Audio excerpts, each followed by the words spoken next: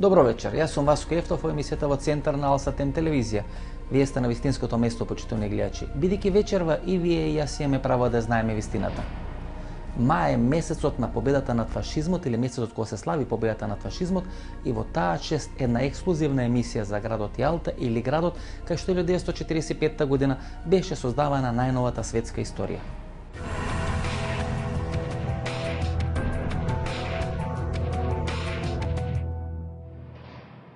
Сум снимал на многу места во светот, почитувани гледачи, дури би рекол и на премногу места. Меѓутоа мал е бројот на местата кај што може буквално историјата се допре со рака. Таквото чувство било развиено кога сум снимал во Домот на лордовите во Лондон, кога сум снимал во Кел Дорсеј во Париз, кога сум снимал во Ватикан или во Кремљ. Петтото место кај што ми се развива таквото чувство е тука во Јалта, кај што 45-та година во ова место држана таа легендарна средба помеѓу Черчил, Рузвелт и Сталин и кај што се ударените темелите на новата светска политика и новиот светски поредок.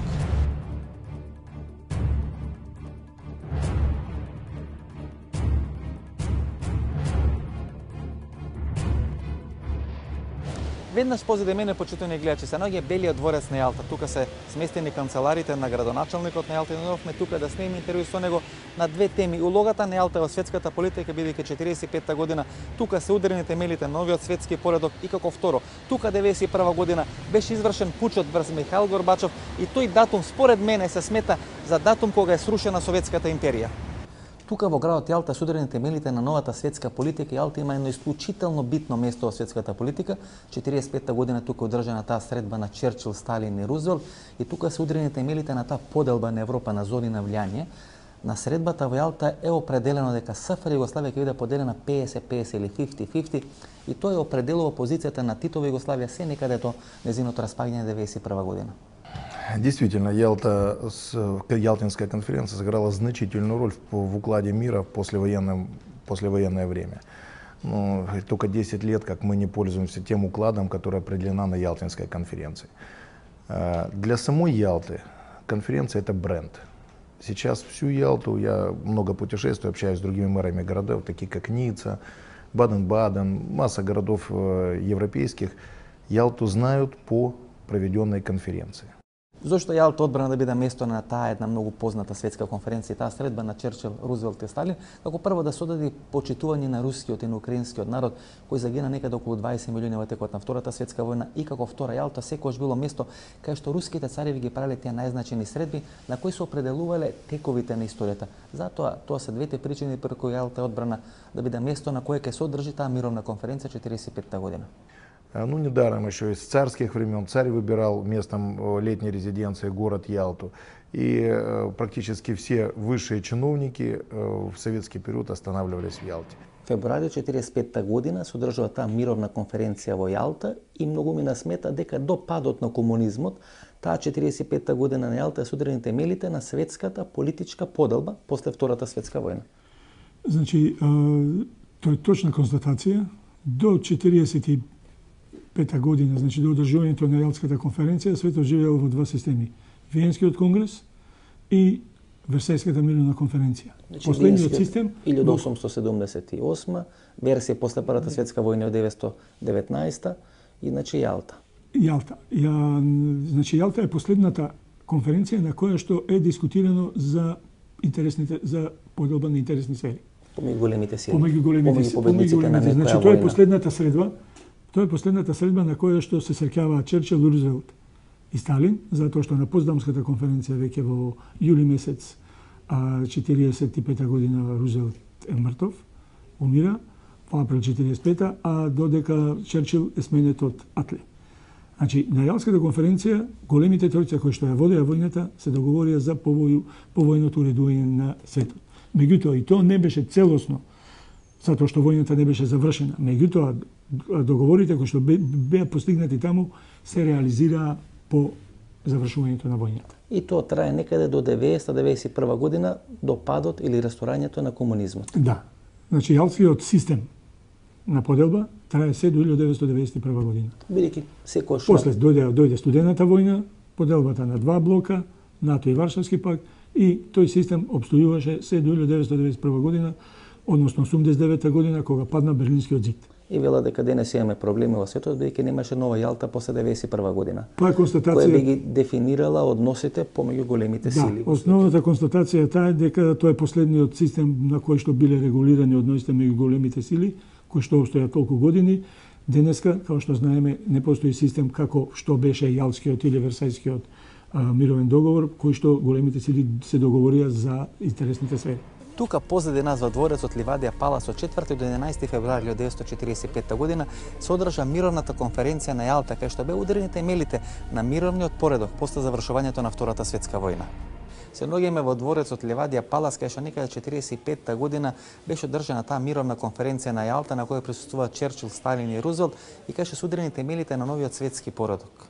Этому дворцу суждено было стать местом, где создавалась, творилась политика представителями трех могущественных государств, руководителями этих государств, председателем генералиссимусом и председателем Совета министров, руководителем Коммунистической партии Советского Союза Иосифом Сталиным, премьер-министром Великобритании Уинстоном Черчиллем и президентом Соединенных Штатов Америки Франклином Рузвельтом. Дали може да се иде заклучокот дека на таа мировна конференција во Јалта всушност ударен темелот на новиот светски поредок и што е за нас интересно на Балканот, се ударени темелите на таа поделба на зоните на интереси помеѓу Истокот и Западот, односно помеѓу Лондон и Вашингтон од една страна и Русија од друга страна. Односно е направена таа 50-50 поделба на Југославија, бидејќи Тито тоа подоцна успеа да го искористи и на некој начин Југославија беше тој серво уред кој ги регулираше односите помеѓу Истокот и Западот. На мой взгляд, личный взгляд, или как бы человека, прожившего в этой стране многие годы, я могу сказать, что это без сомнения было очень важное мероприятие, которое сыграло значительную роль в окончании Второй мировой войны и подведении как бы итогов тех планов, которые были намечены здесь. Они сыграли огромную роль в дальнейшем устройстве мира, в дальнейшем развитии стран Европы и формировании миропорядка на европейском пространстве после окончания войны. Дали Черчил, Рузвелт и Сталин престојуваат тука во овој дворец во текот на одржување на таа мировна конференција? Именно президент Соединенных Штатов Америки Франклин Рузвельт остановился в этом дворце. Ему было предоставлено в его распоряжение дворец Ливадии, бывший царский дворец, императорский дворец. На первом этаже этого дворца находились личные комнаты президента Рузвельта. Здесь же рядом проходили и заседания Крымской конференции. Во текот на Втората светска војна беа одржани 3 мировни конференции или 3 конференции на врвот помеѓу Черчил, Рузвелт и Сталин. Првата 43 година во Техеран, втората е тука на Јалта и третата е во Поздан. После завршувањето на Втората светска војна, меѓутоа мировната конференција на Јалта по својата историска тежина беше убедливо најсилната мировна конференција. Првично беше предвидено таа мировна конференција се одржа некаде во Медитеранот, бидејќи тоа беше барањето на Рузвелт, меѓутоа во текот на Втората светска војна Сталин беше толку моќен, беше толку силен што можеше да ги диктира правилата на донесување и правилата на игра по завршување на Втората светска војна. Затоа Сталин одбра тука во Јалта да биде одржана таа втора мировна конференција, кај што бе ударени темелите на новиот светски поредок. Колку дена траја таа мировна конференција и дали таа се одржа тука во оваа сала која се наоѓа некаде десно од нас? 4 по 11 февраля, то есть одну неделю, в течение одной недели. Кога е изграден овој објект и зошто е Јалта избран или овој дворец избран како место кај што треба да биде одржана таа мировна конференција? Этот дворец был построен в 1911 году для русского императора Николая II. Это был последний русский император и последний дворец, построенный для императоров на территории России. Бидејќи ова е едно од клучните места, по мене најважното место на Втората светска војна, во некој ранг со Волгоград или Сталинград, во некој ранг со Окинава, во некој ранг на некој начин со тоа што случуваше на Балканскиот полуостров или на десантот на Нормандија, по мене Јалта е на некој начин олицетворење на целата Втора светска војна. Дали се уште постои интерес за тој дел од приказната и за тој дел од историјата? Ливадийский дворец был построен в стиле итальянского возрождения. У него 2 этажа. Первый этаж, где расположены парадные залы дворца, На втором этаже личные комнаты императорской семьи и третий этаж, где располагались комнаты для прислуги. Всего во дворце более 50 различных помещений. Уникальным является то, что во дворце есть места отдыха, это внутренние дворики. Красивейший арабский дворик с восточным фонтаном и плитками, украшенными арабесками. И самый красивый дворик итальянский дворик дворца, предназначенный для уединенных прогулок императорской семьи. В этом итальянском дворике Великая Тройка, как говорили тогда, сделала несколько снимков, фотографий, ставших очень популярными и разлетевшимися по всему миру среди настоящих римских туристов. Многие хотят видеть именно это место, где Большая Тройка запечатлена на видео, на кинокадрах и на фотокадрах. Тука позади нас е тој италијански салон на дворецот Левадија Палас и тука е направена таа легендарна фотографија на тројката Сталин, Рузвелт и Черчил после завршувањето на мировната конференција во Ялта. Тука ги видовме нивните насмеени, во исто време и сериозни лица и тука се ударени темелите на новиот светски поредок со таа фотографија после завршувањето на Втората светска војна. Каде се направени тие историски фотографии на Черчил, Рузвелт и Сталин, со кои беше означено завршување на Ялтовската мировна конференција? Это итальянский дворик, Italian Patio. Во текот на тие 7 дена од 4 до 11 февруари 1945 година Франклин Делано Рузвелт цело време на таа мировна конференција присутен тука во оваа зграда, бидејќи тогаш е многу сериозно болен. Неколку месеци подоцна тој починува и американските историчари сметат дека поради болеста на Рузвелт, Сталин добил многу на таа мировна конференција во Ялта и всушност успел да изгради таа советска империја токму врз темелите на таа мировна конференција во Ялта. Конференцијата трае неколку дена и моето прашање е колку луѓе се присутни тука во Ялта кога се правени тие договори за новиот светски поредок? Было предусмотрено очень многое для обслуживания членов делегации на конференции. И руководитель советского государства Иосиф Сталин постарался обеспечить участников конференции всем необходимым, всем мыслимым и немыслимыми удобствами, фантазии, которые у них возникали, все старались предугадать и обеспечить. И для этого, конечно, было задействовано значительное количество персонала, прежде всего военного, охраны и специалистов.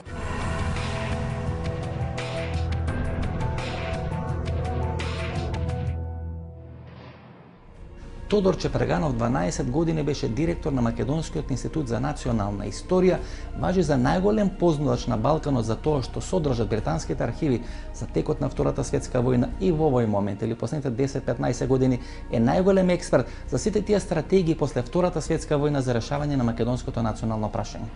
Обично се вели дека Југославија на таа Јалта е договорено да биде ни вамо ни тамо, да биде некој сервоуред на некој нов светски поредок, да биде некој зглоб кој ќе го држи коленото или ќе движи Европа во еден или во друг правец.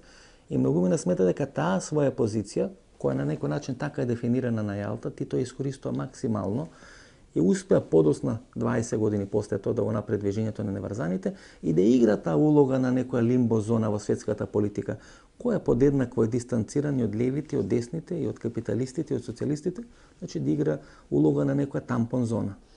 Видите, вие може да се договарате нешто да правите, меѓутоа не знаете како ќе се развиваат работите. Тоа се случи што Јалтската конференција. Значи Јалта се одржа во февруари месец 1945 година. Војната се уште не беше завршена. Некои одлуки кои што беа донесени на Јалта по завршувањето на војната не можеа да се остварат. Тоа се случи и со Југославија. Вие сметате дека таа кованица дека на Јалта е 50-50 поделена Југославија, да биде на некој начин блиска до Западот, а да биде социјалистичка држава, дека таа не е точна кованица, бидејќи ние 50 години сме на некој начин образовани дека тоа е таму направено во Јалта. Зошто велам? Тоа е направено. Меѓутоа, тоа е направено претходно, не е направено на Јалта. Поделбата на 50-50 или 80-20 или 60-40, што беше направена во Москва, меѓу Черчил и Сталин. Тоа е направено при посетата во 1943 година, кога се во октомври месец, кога на салфетка Сталин ги запишал колку ќе добие во која балканска држава и во Европа. Твртко Јаковина, историчар од Хрватска, и тој важи во моментот за најголем експерт за текот на Втората светска војна, посебно за Титова Југославија. Пред една година ние со него имавме интервју на тема дали во битката на Неретва де факто беше решен победникот на Втората светска војна на територијата на Југославија. Еве дел од тој интервју со господинот Твртко Јаковина.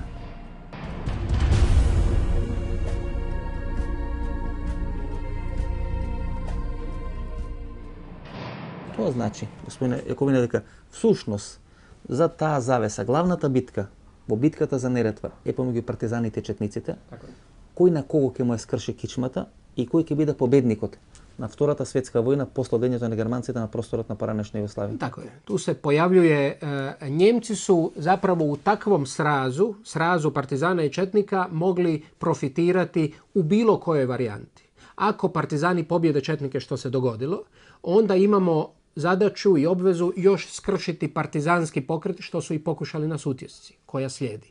I tu je Titovo nezadovoljstvo, navodno, jer to su također ne do kraja istražene stvari, pitanje da li ćemo ikada doći do tih podataka, da je Tito bio nezadovoljan jer su Njemci odustali od dogovora. Međutim, jer je nakon jedne ofenzive išla druga ofenziva. U prvoj ofenzivi partizani su potpuno porazili četnički pokret koji prestaje biti faktor kakav je bio barem do toga trenutka. Што значи, господине Јаковина, дека некаде март, април 43 година, поразувајќи ги четниците, Тито всушност се зема власта во идната Југославија во своји раце. Tako je, tako je. A to je konačno bio cilj. I to ne cilj koji je potpuno neobjašnjen. Трите големи лидери доаѓаат со своји стратегии, со своји концепции тука на мировната конференција во Јалта. Рузвелт инсистира на поддршка пред се од Советскиот сојуз за мирно завршување или за брзо завршување на војната во Пацификот. Черчил инсистира на слободни избори во делот на Централна и Источна Европа, додека Сталин инсистира и на крај тоа го добива зоната на Источна и Централна Европа да биде дел од советската сфера. Главната битка се води околу две држави, почитувани гледачи, тука на таа мировна конференција во Јалта, тоа е Полска и тоа е Југославија. Черчил инсистира слободни избори во делот на Централна и Источна Европа. Советскиот сојуз и Сталин, кој е тогаш многу силен и тогаш многу моќен, инсистира тие држави да бидат дел од советската сфера на интереси. На крајот Черчил мора да попушти за Полска, меѓутоа успева да се избори за некое 50-50 влијање во делот на СФР Југославија. Што на Јалта е дефинитивно дефинирано или договарано за Југославија или за Титова Југославија, бидејќи веќе беше известно дека после битката на Неретва дека Тито ќе биде победникот на војната на просторот на Југославија, дека се чека само падот на фашизмот за Тито да може да на некој начин ефектуира таа своја политичка доминација. А несомнено дека на Јалта се дискутира затоа што Черчил не сака да дојде до промена на државното уредување во Југославија. Да се остане кралска. Да се остане кралска Југославија, дури тој го има тие во 41-42 декември јануари формира во Лондон Југословенско-грчка унија. Кралските фамилии на Грција, значи и на Југославија. И на Југославија формира Југословенско-грчка унија, која што требаше да послужи како база кон која што ќе се приклучат и другите балкански држави по завршувањето на војната. Значи тие британците уште 41-42 калкулираат со повоено уредување на Европа и во тој смисол Македонија воопшто не се споменува. Значи 41-42 година британците, значи Черчил ја прават таа југословенска грчка унија. На југословенското и на грчкото кралско семејство. Да. Дури ако не се лажам, имаше одредено зимање давање југословенскиот принц или југословенскиот крал со грчката принцеза или грчката кралица. Прават брак, вообичаено. Како што е вообичаено, за да биде зацврстана таа унија помеѓу Југославија и Грција. Кон таа унија 41-42 година британците сметаа дека треба да се приклучат и останатите држави кај што има кралски семејства, например Романија, Бугарија, Албанија. Точно. Тоа е, значи тие сметаат дека поголемиот дел од балканските држави по војната ќе им биде понудено за да се приклучат кон таа унија. Кој би била, значи, кој би била стожерен дел. Да, и Турција да биде дел од унијата. Значи британците више калкулираат со нешто што би требало да биде повоеното уредување на Европа. И во тоа повоено уредување на Европа 41-42 година до 43 година Македонија не фигурира никаде. Господине Чепреганов, А во Ялта се случва сосема обратното. Тама е гробница на кралските династии. Да. Бидејќи после Ялта само грчката кралска династија обстојува на сцената, се некаде до хунтата. Да, затоа што крајот на британските 60-те години. затоа што развојот на настаните од 42, 43, 44 година им покажа на британците дека јаваат погрешен коњ. Бидејќи и Саксо-Бурготски династијата во Бугарија, Јасно, и Симеон, не знам, во Романија, и дека албанското кралско семејство исчезна после затоа што Јалта. сватија дека комунистичките движења се многу јаки и дека по војната комунистичкото движење ќе доминира и ќе треба да се приближуваат кон него. На Јалта се случи токму тоа. Више Черчил му беше јасно што се случува. Дека комунистите победуваат. Дека комунистите комунистичките движења победуваат. И дека има во документите дека од неговите, од Министерство за надворешни работи, од разни експерти, кои што кажуваат дека доцна сме се освестиле. Веќе работата е отидена многу предалеку.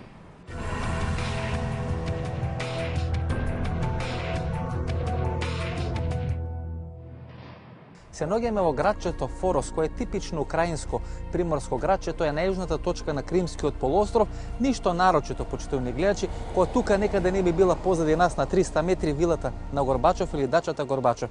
На 18 август 1991 година Горбачов тука се наоѓаше на одмор, кога во неочекувана посета му доаѓа првиот човек на КГБ и првиот човек на руската армија. Од тој момент Горбачов е ставен во домашен притвор и според мене од тогаш почнал процесот на распаѓање на Советскиот сојуз. Тука во непосредна близина на Јалта се наоѓа градчето Форис и тоа има многу битно влијање во светската историја. Всушност во Јалта се ударени темелите на Нова Европа 45 година, а помене некаде 1991 година тука во близината на Јалта е срушена Советската империја, бидејќи додека се наоѓа на летување тука Михаил Горбачов е уапсен во градчето Форис и е направен обид за пуч во рамки на тогашниот Советски сојуз од страна на структурите блиски на Језов, блиски на Кројечков, односно структурите блиски на руската или советската армија и на руското или советското КГБ. Затоа луѓето ја познаваат Јалта по тие два настани, кога се ударени темелите на новата светска историја и кога е срушен комунизмот тука во територијата на Јалта. Один из, действительно, Ялта имела отношение к путчу, к развалу Советского Союза, имела отношение в плане того, что якобы на территории госдачи, которая находится в Ялте, в Форосе, был, так сказать, задержан или находился в полной изоляции бывший первый президент Советского Союза Горбачев Михаил. Вот. Действительно, так это или не так, местные жители, которые обслуживали данную государственную дачу, силовые структуры, которые обслуживали государственную дачу. Некаде почетокот на зимата 2004 година имавме едно ексклузивно или супер ексклузивно интервју со еден од пучистите, маршалот Дмитрий Јазов, или некаде периодот 89-90 година најмокниот човек на Руската Федерација или на Советскиот Сојуз. Делови на тој интервју воопшто не се објавени во македонската јавност, тоа се супер ексклузивни парчиња кои се однесо токму на оваа тема, како е организиран и спроведен пучот за апсење на Горбачов и за спречување на распадот на Советскиот Сојуз. Вие ќе можете во оваа емисија да погледнете барем едно 10 минути од тоа супер ексклузивно интервју. В 1941 году, к августу месяцу, стало совершенно ясно, что Горбачев пошел против воли своего народа. Приказната е многу интересна, почитувани гледачи. Еден месец претходно Горбачев има неколку средби со Нурсултан Назарбаев, сегашниот претседател на Казахстан, и со Борис Јелцин, на кои се разговара околу редефинирањето на Советскиот Сојуз. Ова група на пучисти смета дека тоа е вовед во растурањето на Советскиот Сојуз. Чека Горбачов да замени на годишен одмор во вилата Дача или дачата Форос, тука кој се наоѓа во наша непосредна близина, го испраќаат на одмор, тогаш му доаѓаат во една неочекувана посета и го ставаат во домашен притвор, сметајќи дека мора да го спречат тој договор, бидејќи тој договор значи растурање на Советскиот Сојуз. Что 17 марта 1991 году был проведен референдум. На этом референдуме более 76% населения Советского Союза высказалось за сохранение Союза Советских Социалистических Республик. Значит, референдум проводили для того, чтобы узнать волю народа. Народ высказался за сохранение. А Горбачев собирает близких по духу и начинает вырабатывать какой-то союзный договор. То есть пошел против воли народа. Союз суверенных государств. Ова група на пучисти или ова група на спасувачи на Советскиот сојуз и на комунизмот предводени од шефот на КГБ, првиот генерал на советската армија и првиот руски или советски премиер, во тој период нарачуваат некаде помеѓу 250 и 300.000 лисици кои би требало да бидат ставени на рацете на луѓето кои планирале да бидат уапсени како бил спречен тој распад на Советскиот сојуз. И этот договор, пока никем не утвержденный и никому неизвестный, опубликовывают где-то 16 августа. Причем в таких газетах, что его никто не может прочесть. Суббота, воскресенье, выходной, август месяц, все выезжают на дачи, и опубликовали. А уже 19-го должны были подписывать этот договор. Целата операција всушност пропаднала во оној момент кога не успеале убедувањата врз Горбачов или притисоците врз Горбачов, тој да го покаже указот со кој ќе биде назначен неговиот заменик за прв човек на Советскиот сојуз, тој господинот Јањаев. Во тој момент кога Горбачов го одбива да го потпише тој указ, овие пучисти на некој начин како се демотивира да продолжат целата таа операција. Собралось руководство, правительство во главе с Павловым, обсудили этот вопрос как незаконный акт, который не прошел никакие, так сказать, ни на Верховном Совете, ни на Президентском Совете, никакие обсуждения. И подсовываются народу как законный документ. Под руководством Павлова заседали мы несколько часов, пришли к выводу, что это несправедливо, это незаконно, и направили группу товарищей в Форос к Горбачеву, где он отдыхал. Сообщить ему, что это нехорошо, это против воли народа делается. А Горбачев закусил у дела. Вроде он президент, он все решает и так далее. Вот на этой основе произошли эти события. В августе 1991 года. Сите ние, почитувани гледачи, се правиме најразлични филмче или се снимаме најразлични слики како треба да изгледат местата кај што се градат тие вили или дачи на големите и познати личности. И сите претпоставуваме дека тоа се разни мондени место типот на Монте Карло или Ибица. Меѓутоа гледате го ова место. Ова е едно типично украинско место. Без малку ништо подобро да станатите украински хотели, депанданси или одредени украински градчиња. Под нас се наоѓа на обично чисто море, влезот во самата дача е нешто подобро од влезот во станатите украински хотели, а над нас се наоѓаат голи стрмни планини. Ова била дачата на Горбачов, кај што тој уживал да доаѓа и тука беше уапсен Горбачов и според мене тука е местото кај што почна распадот на Советскиот сојуз. И распался Советский Союз. Вначале они думали, что будут единые вооруженные силы. Ничего единого не стало. Ни экономики, ни обороны. Все расползлось.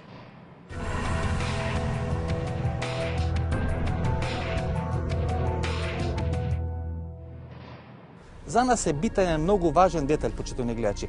Тука во Јалта всушност се ударени темелите на нерешавање на тоа македонско прашање или одредено замрзнување на тоа македонско прашање, бидејќи условите кои ги постави Сталин и кои би прифатени земјите од Централна и Источна Европа, тамо да биде зона на советска интервенција и советска контрола, подоцна беше компензирано со одобрување на Сталин или прифаќање од страна на Сталин Грција да биде надвор од зоната на советска интервенција. И кога тоа 48 година случи граѓанската војна во Грција, Сталин мораше да го почита тој договор од Јалта да не интервенира или Русија и Советскиот сојуз да не интервенират на страна на грчките и македонските партизани во текот на таа граѓанска војна 48-49 година и де факто на тој начин беше срушена целата концепција за можно обединување на македонските територии. Знаете зашо ја прашувам, инсистирам на британските архиви, прво вие сте ги проучувале, а второ некаде се до 43-44 година американците немаат така развиени обавештајни агенции и служби, тие дури после 43-та, после 44 година ги прават те што се претходници на ФБИ и на ЦИА. И нема таква контрола на теренот на просторот на поранешна Југославија, дека главните информации сепак ги имаат британците. И ако британците велите 43-та ги имаат првите информации, тогаш можеме да претпоставиме како било третирано македонското прашање до 43-та година. До 43-та година македонското прашање не е никако третирано. Македонското прашање е оставено да се биде дел од предвоените калкулации на државите во кои што се наоѓало македонското поделена Македонија. Како британците ги добијат тие први информации? Како Черчил ги добија 43-та? Самиот факт што тие формираат 41-42 Југословенско-грчка унија, во која што во ниту еден документ не се споменува Македонија. Значи, едноставно кажува дека британците си ја гледале кралството Југославија, си е тоа Македонија, македонците се јужно-србијанци, тоа ти е Јужна Србија, тоа е дел од Југославија и нема што да дискутират. Меѓутоа, како британците ги добијат првите информации за Македонија, дека нешто се случува? Првите информации кои ги добиваат британците се однесуваат пред се ги добиваат од страна на британските војни мисии кои што се наоѓаат во Албанија. Значи британските војни мисии во Албанија затоа што ги даваат првите информации 42-3 година за Македонија. 43-та и тоа средината. Значи многу доцна. Многу доцна. Затоа што тогаш во Западна Македонија се префарла македонското движење се префарла во Западна Македонија. Значи главниот штаб. Значи после капитулацијата горе доле на Италија. Пред. Значи тоа некаде мај месец, април месец се случува. Тука значи се префрлаат целото политичко и воено раководство на британците прв пат добијат информација. Тогаш добиваат информација дека во Македонија нешто се случува. Што прави Черчил? Тогаш Черчил го свикува експертите во Министерството за външни работи и бара да направат една целосна анализа што е Македонија, што е проблемот со Македонија и сето тоа. Кога му даваат анализата на Черчил, кога чита што е Македонија, со сите можни варијанти на решавање со сите можни какво население, географски, етнографски, демографски анализи, сите анализи, кои се проблемите, какви федерации може да биде самостојна Македонија, обединета Македонија, во склоп на Бугарија, во склоп на Грција, во склоп на Југославија, какви може да бидат последиците по тоа, кога Черчил го дознава тоа и зазема став дека во однос на Македонија, бидејќи е јаболко на раздорот, нема да дозволи ник да се дискутира за прашањето за обединување на Македонија и дека единствено што може да излезе од Македонија по војната е Македонија во рамките на Југославија. Толку. Значи бетонирано. Бетонирано. Исто така, единствениот страв на Черчил е од словенската опасност.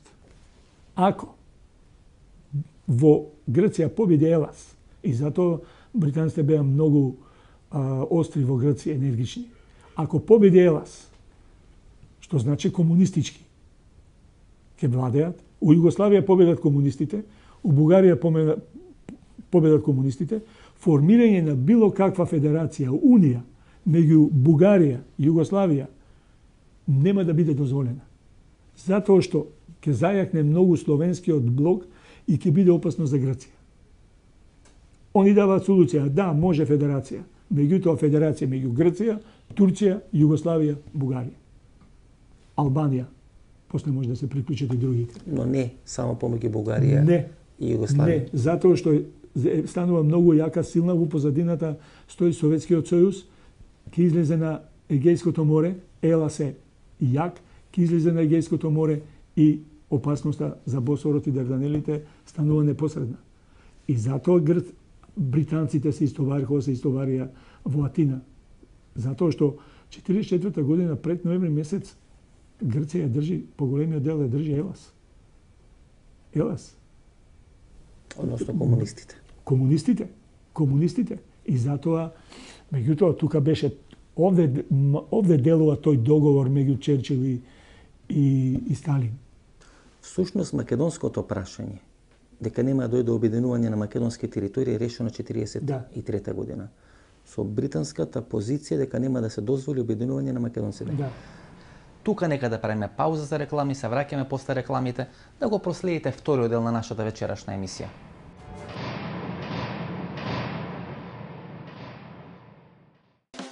Биокрил Актив од алкалоид е масло од антарктички крил, богато со омега-3 масни киселини во форма на фосфолипиди. Споредено со триглицеридните, омега-3 масни киселини од рибиното масло, фосфолипидите од Биокрил Актив се многу поефикасно искористени во организмот. Помага во регулирање на нивото на холестерол во крвта. Комплетен извор на есенцијални масни киселини. Природен антиоксиданс астаксантин. Биокрил Актив. Клинички испитан производ на Универзитетската клиника за кардиологија во Скопје.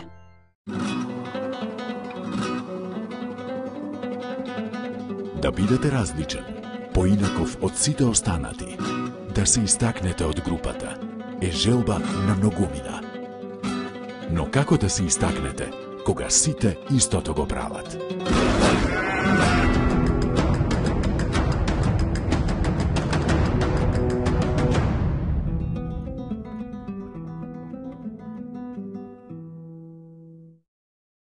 Размисли уште еднаш. Дали ја оставаш чешмата да тече цел ден? Нормално дека не. Тогаш исклучи ја греалката кога прозорците се отворени. Размисли и заштеди.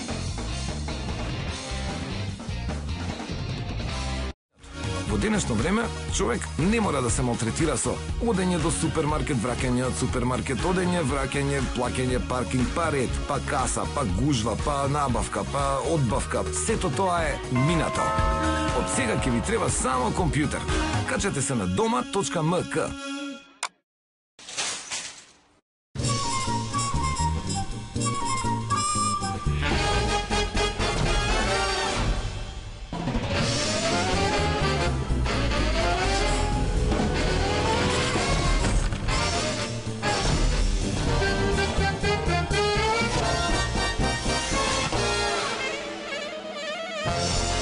Блокмакс ефикасен при различни типови болка. Од алкалоид.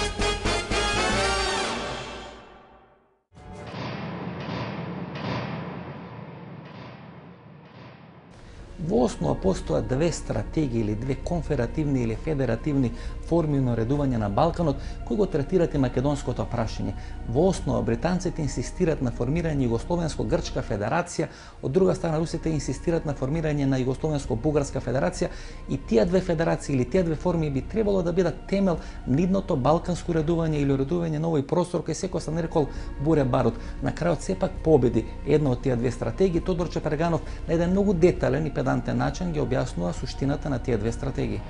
Добро, господин Чеперганов, ако е тоа така, ако тоа е дефинирано 43, ако не е отворено воопшто на Јалта 45-та година, кај што се ударените емелите на новиот породок, што мајка барале 47-ма, 48-ма, 49-та година во граѓанската војна македонците да се борат за решавање на македонското прашање? Значи вака, што македонското прашање влегува на политичката сцена?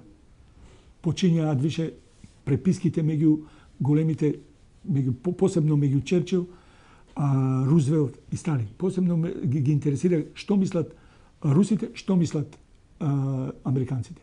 Черчил до сите испраќа меморандум, Министерството за внатрешни работи испраќаат меморандум, во кој што наведуваат дека во Македонија е ваква ситуацијата.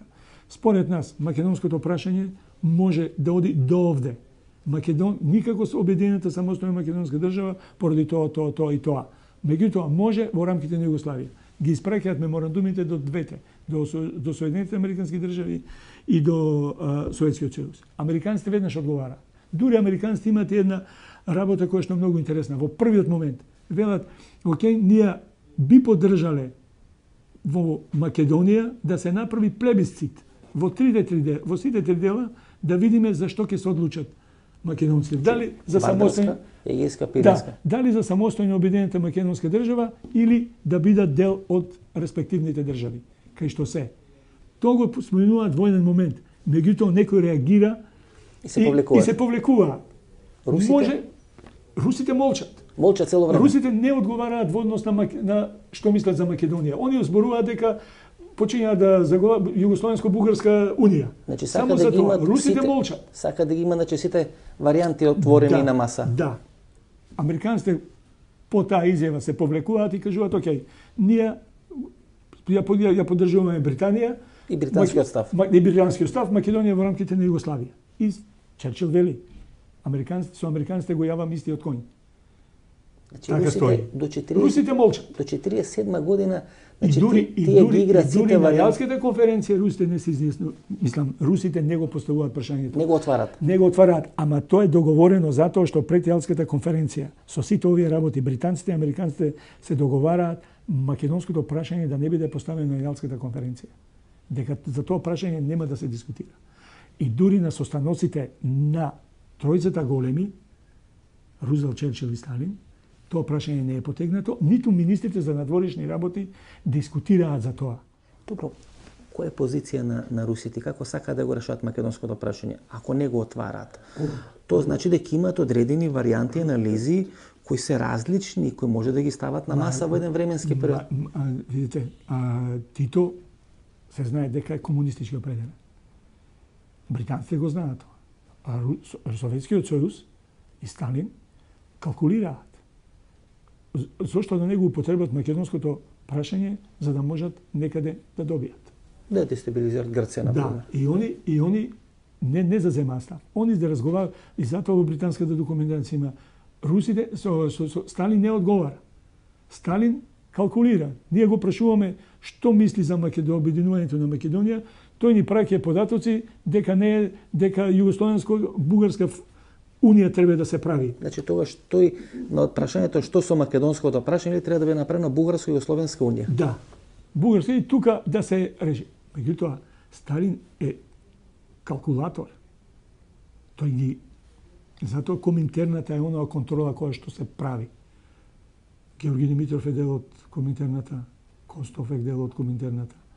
И тие калкулираат што ќе биде, како ќе биде. И затоа на Јалта нема дефинитивен став. Околу македонското прашање. Нема дефинитивен став. Во Јалта не само што беше пишувана најновата светска историја после Втората светска војна, туку тамо беше дефинирано и македонското прашање, а беше и направена таа поделба на 50-50 или 50-50 во однос на Титова Југославија. Односно Титова Југославија тамо во Јалта беше дефинирана дека ќе остане да биде составен дел на комунистичкиот лагер, меѓутоа ќе има многу блиски, баш многу блиски врски со западните земји. Врз база на таа 50-50 поделба во Јалта, подоцна Јосип Брз Тито можеше да го реализира својот концепт или својот проект за кој смета дека стоили британците, американците, тоа да бидат формирани тоа движење на врзаните држави, односно тој систем на растурање на колонијалното робство во Африка, во Азија, во Јужна Америка, да не може да биде искористено од страна на русите за формирање на советски модел на комунизмот на тие три континенти, туку да биде искористено тоа движење на неврзаните, како тие колонијални поранешни земји, а сега ново настанати независни држави не би пристапиле кон Советскиот сојуз. И тука е таа голема улога на Јосип Броз Тито, меѓутоа за тоа како Тито го формирал движењето на неврзаните и дали тоа го искористил тие држави да не станат дел од советскиот лагер, разговараме со Стеван Мирковиќ или поранешниот генерал на ЈНА, човекот кој некаде 90-та година сакаше со воен удар да ја зачува Титова Југославија. Многумина вела дека Тито доаѓа на чело на неврзаните, бидејќи тоа е проект во кој го помага тие американците и британците, дека затоа е толку успешен во реализацијата на тој проект за неврзаните земји. Не. Po onome kako je funkcionisao pokret nesvrstani, kako je funkcionisao, on nikako nije mogao da bude pod patronatom Amerike. Jer je to pokret koji je rušio sistem američki i sistem engleski.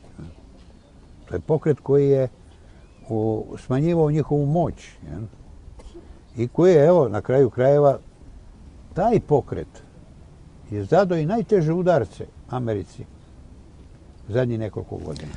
Jer Al-Qaida, pazite, Al-Qaida je rođena u tom pokretu. Na nevrzaните? Da. Zamislite vi, koliko su te zemlje napredovale, te nekada... Nevrzane zemlje ili mali siromašne zemlje. Male napredovale, da su one stvorile takav kadar vojnički, koji je isplanirao tu operaciju rušenja Svetskog trgovačkog centra. Na koji zemlji mislite? Na Egipet, pretpostavljam? Nije važno. On ruši, pazite, u sred Amerike, što je nezapamćeno. Amerika je do sad bila van domašaja, bilo kog oružja, jer sem one pretnje ruske. On u sred Amerike ruši njihovim sopstvenim avionima. To je neverovatno sposobnost, znanje ljudi. Znači, vi mislite дека to движење Al-Qaeda nesvrstanih je bio vrlo borben, znate, i bio je protiv Amerike i protiv Engleske. Значи мислите дека Ал-Каида е чедо на некои процеси кои ги отвара тоа движење неврзаните? Невзорни su stvorili uslove. Vi sad imate 12, čini mi se, zemalja, nesvrstanih zemalja koje imaju svoje nuklearne institute ili neku vrstu tog nuklearne nauke. Кои се тука предпоставам дел Египет, Индија, мислам дека Индонезија, Пакистан. To je ta Titova, da kažem, zasluga, jer Tito nije samo i Jugoslavija i komunistička partija, nije samo primala uticaj iz sveta. Ona je i uticala na svet i menjala ga. Zato je Tito još uvek popularan i zato je Tito besmrtan.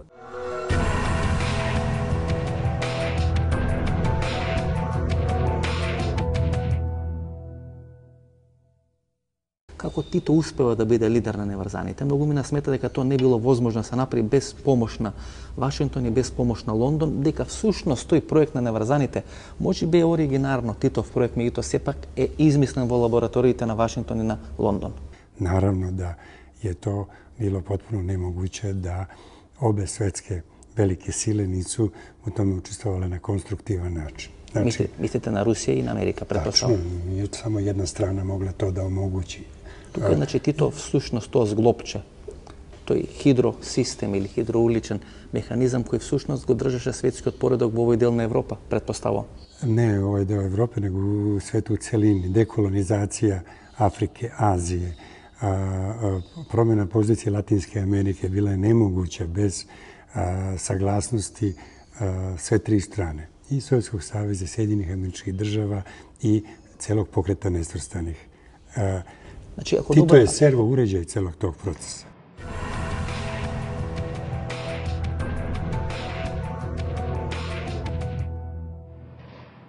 Ако веќе јасно дека 44-45 година се отстапува тоа идеја за обединување на Македонија, зошто дури 47-48 година Тито влегува во една таква утакмица, во еден таков надпревар, да инсистира или да инвестира во процес на обединување на македонското прашање? Значи, првиот момент прашањето е обединување на Македонија. Значи, тој не дозволува, обединувањето го гледа во рамките на Југославија. Тито. До кога трае таа идеја кај него? До кога и тој тоа го користи многу умно. Многу го користи. Бидејќи е завршено, тој го има проблемот со Трст горе. Кога ќе загости со Трст, тоа сум го следел низ печатот. Многу интересно да се следи печатот. Кога ќе загости во Трст, тој го активира македонското, ги активира македонците во Грција да почнат да прават проблеми, да се пишува по весниците обединување со на Македонија, самостојно обединета македонска држава. Штом таму работат овие Запад, ќе види, ќе смири малку, одма се прекинува со обединување. Мислите дека неискрено има влезено во целата таа работа, дека никош не сакал да го реши тоа македонско прашање, така како што македонците нели сметат со едно обединување, затоа е граѓанската војна, затоа се сите тие приближување со Пиринска Македонија?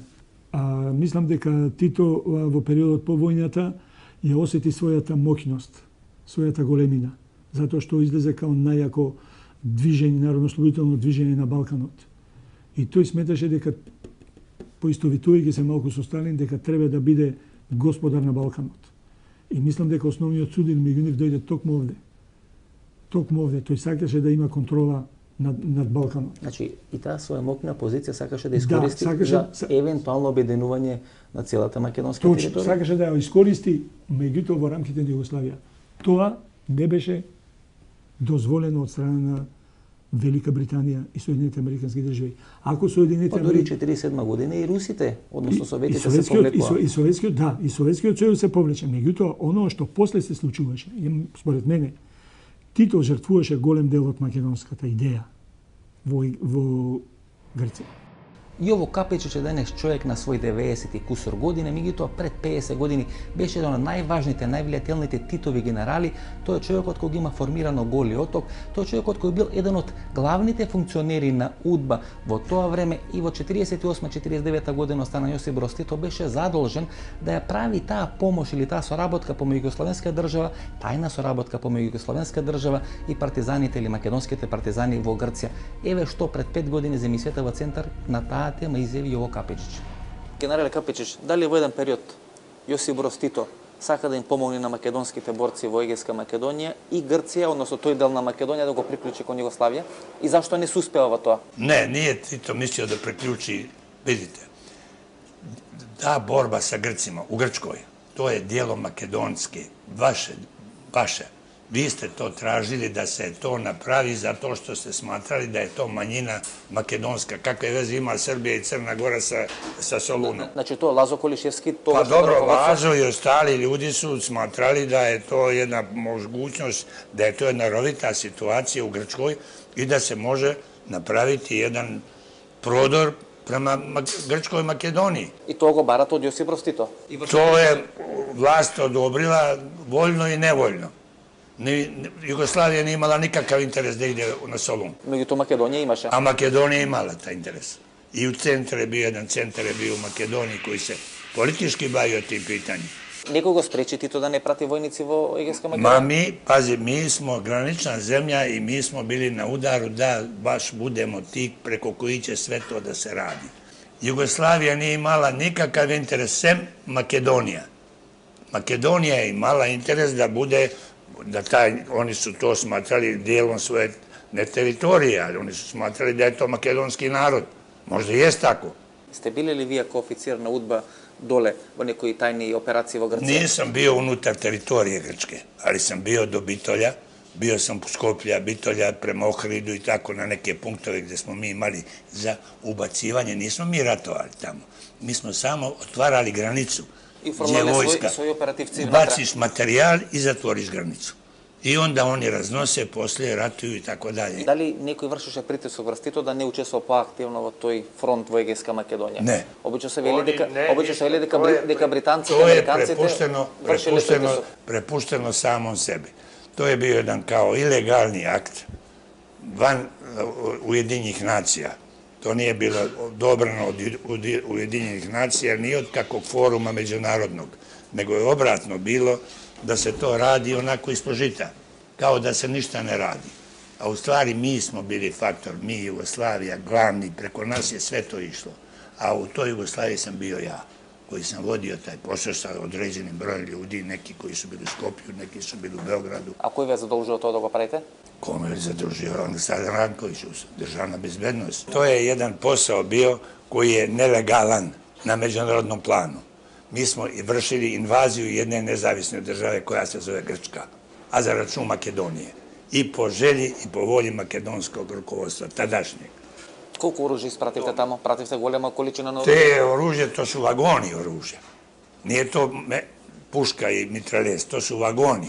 Od topova, nije bilo aviona, bilo je topova, nije bilo tenkova, jer to su krupna oružja. Ali ovo lako oružje, to je bilo na gomile oružja bilo koje je koncentrisano u Pančevo, pa iz Pančeva slato vozovima za Grčku na razne pravce, otvarala se granica, naši vojnici su oslobađali dio granice, ubacilo se oružje unutra, razgrabili ga partizani, takozvani grčki, i kao da ništa nije bilo. Vrati se, zatvori se granici i tako dalje. Sada da kaže дека Тито некаде до 48 година е држи отворена таа идеја за обединување на Македонија. Да. И дека после тој судирски раскол со Сталин више почиња друга политика. Се чувствува слаб. Значи се чувствува слаб, значи мора да влезе во преговори со британците, со американците. Готово мора да и е жртва идејата за обединување на Македонија. И се пушта идејата за признавање на малцинските права на македонците во Грција. Значи имаме промена од обединување до малцински права. Се годиме кон признавање на малцинските права. Тие идеи за федерации кои британците ги прават 41-42 година, после војната 45-46 година и Тито влегува во некои идеи за конфедерации и федерации. Првата е Југословенска, Бугарска. Меѓутоа, тоа не се негови идеи. Тоа е идеја на Сталин. Значи всушност имаме две најголемиот дел од идеите за федерации што едната се британската, а втората е руска или советска. Да. Затоа што кога почиња таа идеја да функционира, ја стопира Сталин. Тој ја дава у еден момент, ја стопира. Збориме за Југословенско-Бугарска федерација. Да. И втората идеја е, значи, тамо кон таа Бугарско-Југословенска федерација се приклучи и Грција, ако победи комунистичкото движење. Ако победи Југословенското... Тоа е некаде до 47 година, отприлика. Флуктуираш како Сталин дефинитивно се откажува. Сталин се откажува, влегуваат американците 47 година март, влегуваат американците во Грција, британците економски не се толку моќни да можат да го издржат воено и економски оно што се случува во Грција и работата е затворена. Добро, каде завршува или кој отвара таа идеја за преклонување или приклучување на Албанија кон таа некоја федерација во која би влегла Југославија, Бугарија, Грција или Албанија, иако до Париската мировна конференција се уште отворено албанското прашање, односно албанска држава не е ни поставена во Јалта 45-та година, се уште е оставено да флуктуира. Бугарското прашање не е дефинирано бидејќи Бугарија била на страна на фашистите и имало одредени идеи дека Бугарија треба да биде казната. И затоа не се дозволува федерација меѓу Југославија и Бугарија. Велика Британија, Соединените американски држави не дозволуваат на држава која што била на страната на хилјадолетарската коалиција, а сега е под протекторат нивни. Само поради тоа не дозволуваат федерација на Југославија и Бугарија. Не, тоа е едната, они во разговорите, во преписките, ја кажуваат дека не може да биде во моментот дел од тоа, затоа што тоа го зборуваат со Советскиот сојуз. Како може вие да протежирате идеја за федерација со држава која што била на страната на хитлеровската коалиција, не платила за оно што го направила кон своите соседи и сега одеднаш ќе ја ставате во ситуација она да и се простат гревовите што ќе влезе во таква федерација. Добро, и албанското прашање не е поставено. Албанското на Јалта. Не е поставено затоа што се уште не се знае што ќе биде. Затоа што има преговори. Албанските комунисти, Емер Хоџа, постојано се во Италија каде што се преговара што како да биде со Албанија. Прашањето не е дефинирано. Па дури до Париската мировна конференција постои идеја за можна поделба на Албанија помеѓу Тито и Југославија и помеѓу Грција. Па главниот збор го имаше Тито.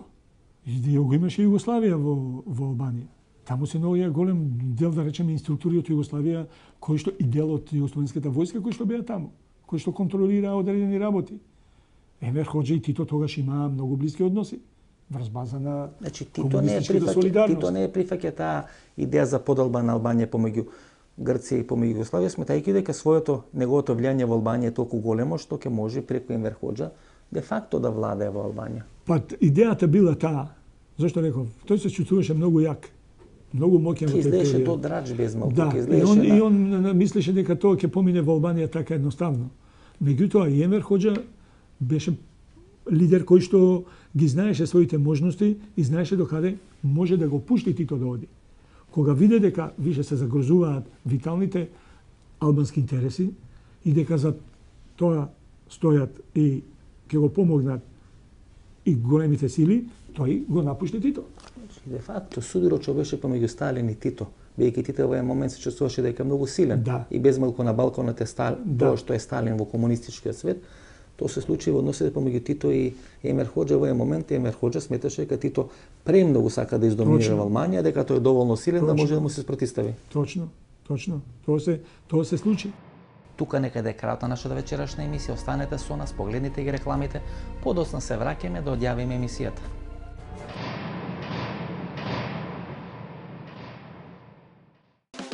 Биокрил Актив од алкалоид е масло од антарктички крил, богато со омега-3 масни киселини во форма на фосфолипиди. Споредено со триглицеридните, омега-3 масни киселини од рибиното масло, фосфолипидите од Биокрил Актив се многу поефикасно искористени во организмот.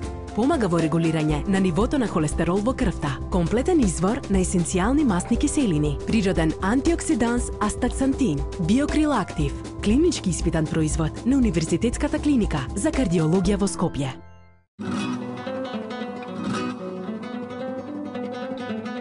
Да бидете различен, поинаков од сите останати, да се истакнете од групата, е желба на многумина. Но како да се истакнете, кога сите истото го прават?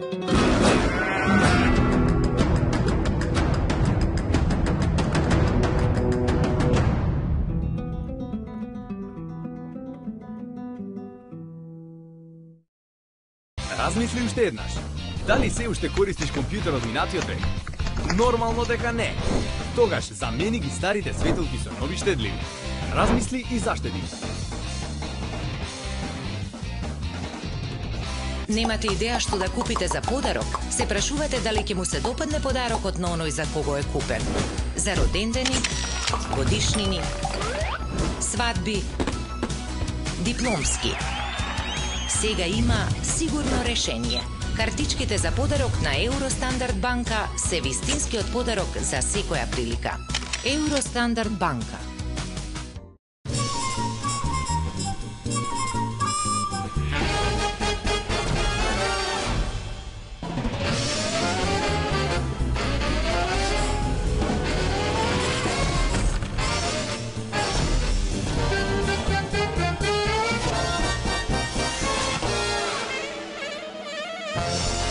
Блокмакс – ефикасен при различни типови болка. Од алкалоид.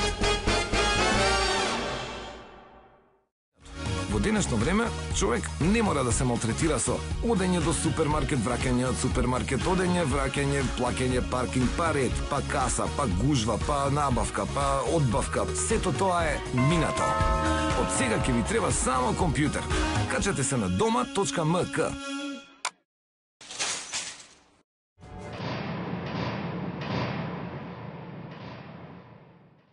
Ова беше емисијата во Центар Јас сум Васко Ефто, почитувани гледачи.